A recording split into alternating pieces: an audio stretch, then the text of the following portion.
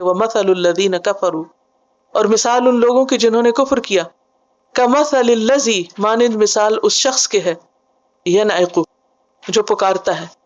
نعوق کہتے ہیں بکریوں کو چیخ چلا کے گلا پھاڑ کے پکارنا، جیسے رائی کرتا ہے، چرواہا کرتا ہے نا، چرواہے کو جب بکری دور چلی جائے، کبھی آپ نے سنا ہو یا دیکھا ہو ایسا منظر، کبھی دیکھا ہے گاؤں وغیرہ میں جب جانور چرائے جا رہے ہوتے ہیں تو جو چرواہا ہے وہ کیسی آوازیں نکالتا ہے؟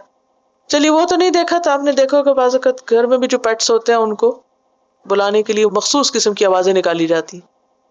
تو ینعقو کا لفظی معنی ہوتا ہے چرواہے کا گلا پھاڑ کے اپنی بکریوں کو پکارنا، جمع کرنا۔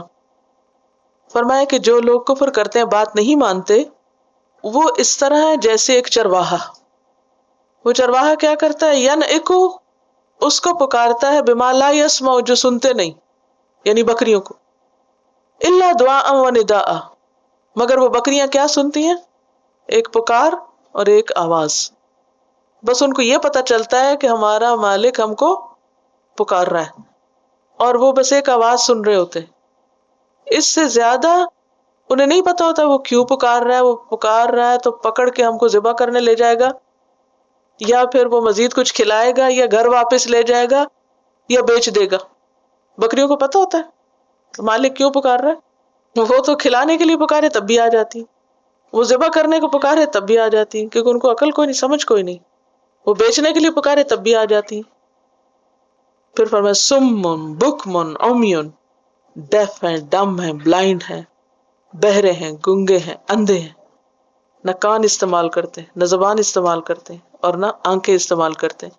فہم لا یعقلون، پس وہ عقل سے کام ہی نہیں لیتے، کچھ بھی نہیں سمجھتے، یعنی دلیل کی زبان نہیں سمجھتے، دلیل نظر نہیں آتی، اللہ کی نشانیاں نظر نہیں آتی، عقل اور بصیرت سے کام نہیں لیتے، اندھے بہرے بن کر ماں باپ کی تقلید پر اڑے ہوئے ہیں۔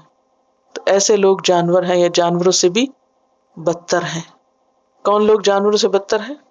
جو عقل سے کام نہیں لیتے، جو ہدایت پہ نہیں چلتے، جو تعصب سے بھرے ہوئے ہیں، جو سوچ سمجھ سے کام نہیں لیتے۔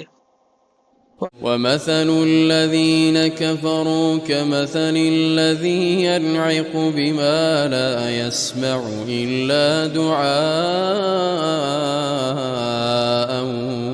وَنِدَاءً صُمٌّ بُكْمٌ عُمْيٌ فَهُمْ لَا يَعْقِلُونَ۔